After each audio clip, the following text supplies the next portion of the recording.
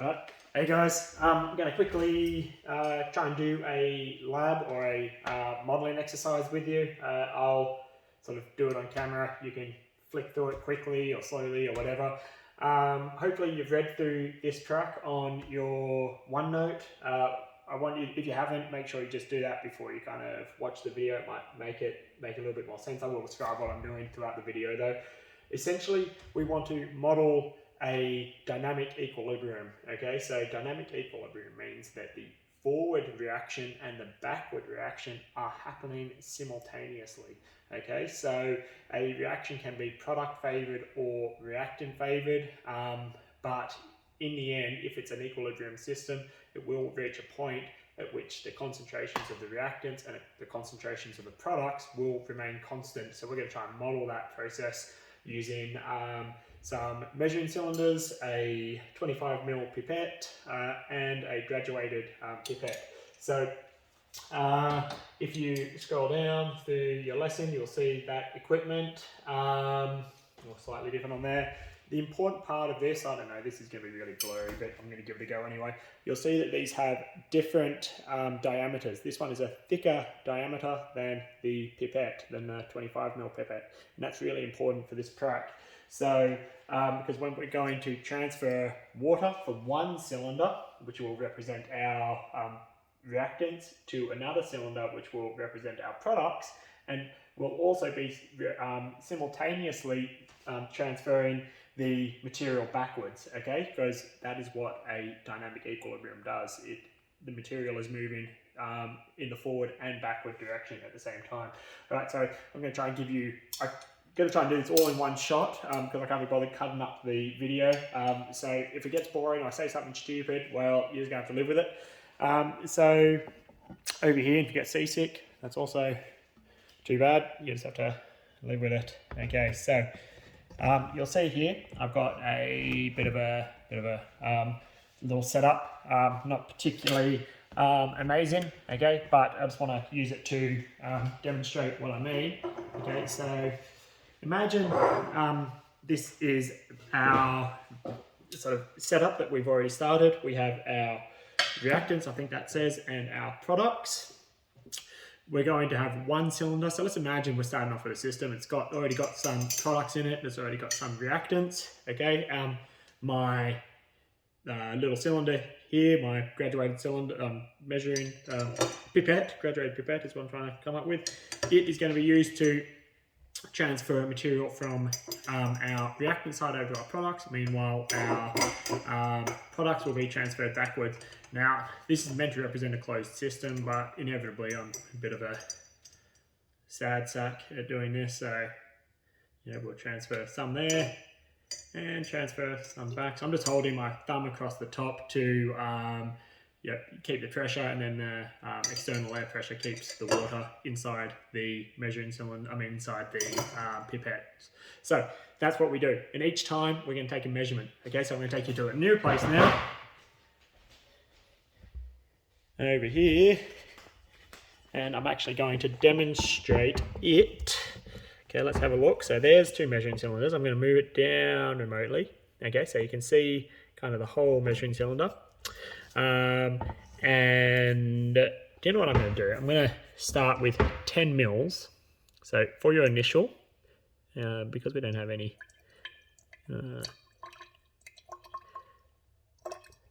okay, so there's 10 mils. You should be able to see that on your video.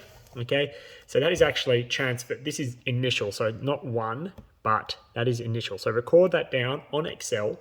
You'll have two columns. Record that in Excel. The first one, let's say in your reactants, you're going to have 75 mils, and in your products, we've got 10 mils. Okay, so now transfer one. So we're going to represent the forward reaction as being with the graduated pipette, which has a slightly larger diameter than the 25mm pipette. Okay, so we put our thumbs over the top, okay, and we do our first transfer. Okay, that goes in there. Ideally, I don't lose any water, but you can see I've already lost a few drops. Okay, so after transfer 1, I want you to record. So in the first row of Excel, well, the first row had your initial, now the second row will say these new values. So you read them off. I know you're getting a little bit of parallax error, but whatever, you will live. Okay, so now you're going to be able to skip through this pretty quickly. Okay, so this is transfer 2.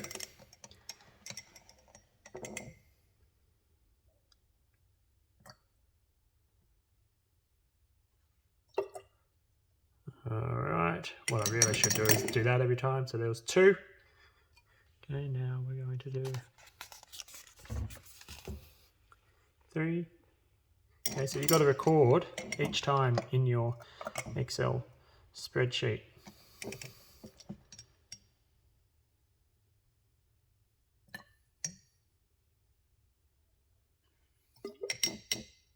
Okay, so that was 3. Record those values.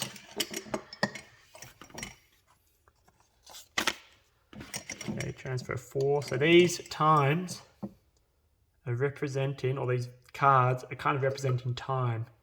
Okay, so some equilibrium reactions. Well, hopefully you can read those. Okay, that was 4. Now 5. Some equilibrium reactions, can take hours to establish equilibrium. Others can take seconds. Others establish it almost immediately. Okay, so that was 5. Some can take thousands of years, millennia, to establish equilibrium. Diamond and graphite, that's an equilibrium, which apparently, takes millennia to establish. Okay, so now we're up to 6.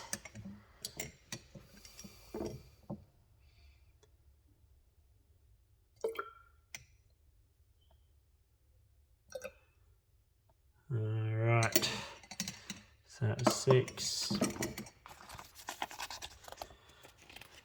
Hopefully you see kind of what's happening here. It might be hard just with numbers, but as soon as we transfer this into a graph, you'll see that there's a real pattern. Okay, so that was 7. Record those values.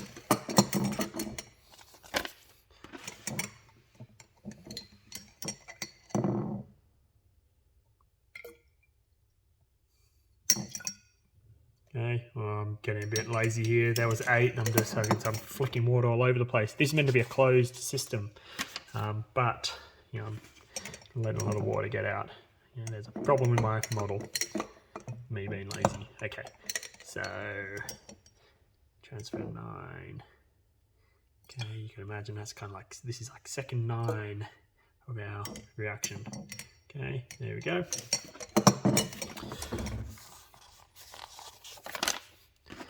Okay, so you just gotta keep recording the values.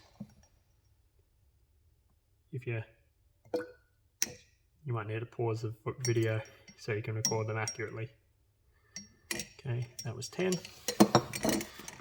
Don't record them when these are sitting in there. Record them just after I've made the transfer.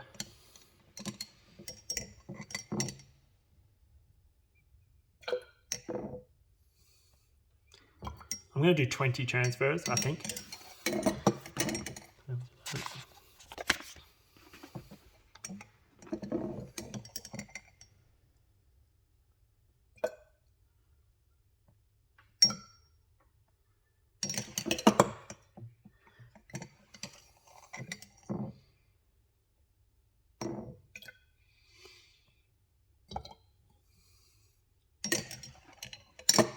Did I skip one? I don't know. Anyway, if I did, you guys will sort it out.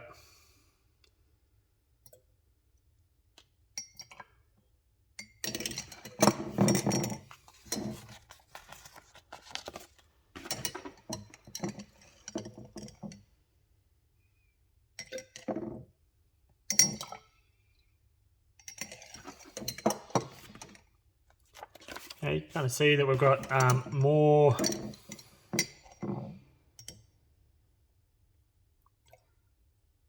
product than we do reactant now. And I think it looks like it's kind of stabilizing around around these. But it won't stabilize because I'm being so haphazard about this. I'm kind of going really quick with my transfers. So, yeah, and I'm losing. Oh no. Disaster, we've lost our cards. Alright. And that was 17. Okay, now we're up to 18.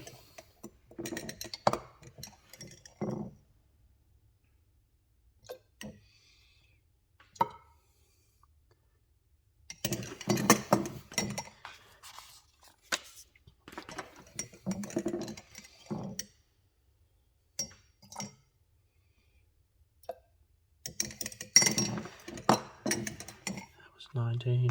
Okay, now finally, let's do, oh, 20. Look at that. 20's on its side. Alright, there's 20. Alright. So, we're not done there yet, okay? So that's 20. Now, so, I hope that you've noticed something that's happened here. I haven't really been looking at the times. There's, after transfer 20, we've got about 30 mils, and it looks about 50 mils as well, okay? So, I can probably move that one in a little bit closer. Now, at 21 on your spreadsheet, your Excel spreadsheet, I want you to add, so I'm going to add some more reactant, okay? So this is a disturbance to the equilibrium system. So let's add, I don't know, up to...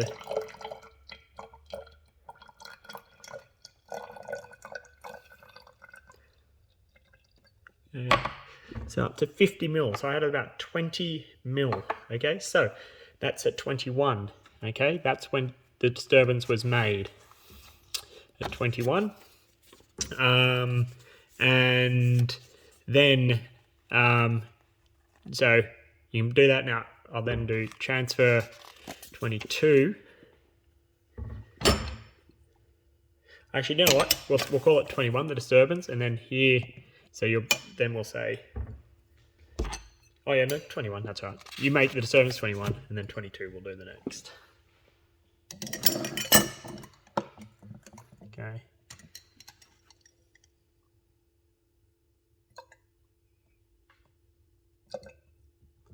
Okay. So hopefully you saw those.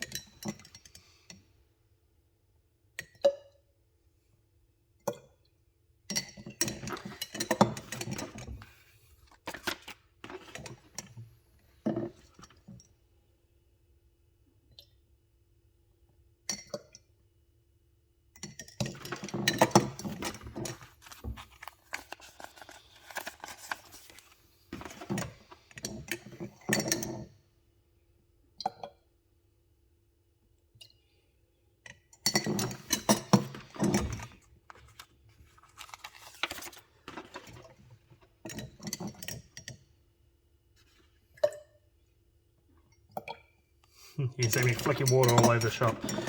That's not good. It's meant to be a closed system. I'm not meant to be losing any matter. But,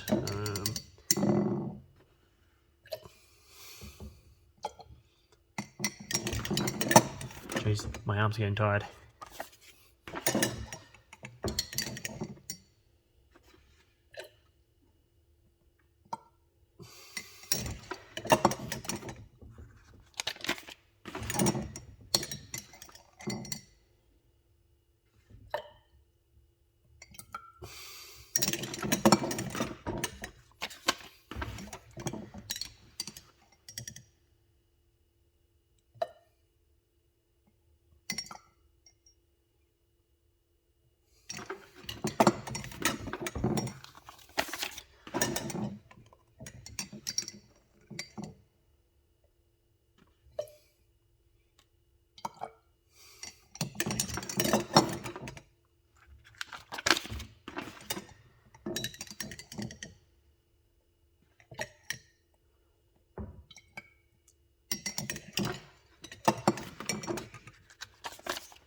I'm almost running out of cards, so we're gonna have to stop. So hopefully, but the thing is, because I'm being so quick about this, because I don't want to waste everybody's time, I'm losing a fair bit. That's 35 transfers. Okay, so 35 seconds. There's our final values. Hopefully, you noticed something. So, what I'll do, let's just quickly come back to our board over here. All right, and so what you want to look at is, all right, so hopefully you recorded all your values. We didn't really have the part B. What we did is just have them down as single column, and then I think it was at around, what was it, 20 or something, we made the disturbance, or 22. So then you'll just keep following in. Now, you can do it by hand if you want, but Excel is amazing. So let's get rid of that little thing over the side. So I want you to paste in your value there, and then you can just read these activities down underneath and make sure you complete them. Okay, you should have ended up with a graph that looks something like similar to this. Maybe they may not overlap, or they may not intersect like that, or they may. But then yours is gonna. If we've got reactants, there was a time, so about time 20, that we'll see almost a straight up jump, because that's the moment that we added our extra 20 mils of reactant. Okay, and then hopefully you see what happens beyond there as well. But otherwise, hopefully that is easy enough to follow. See you guys. I really hope that works. We'll see how it goes.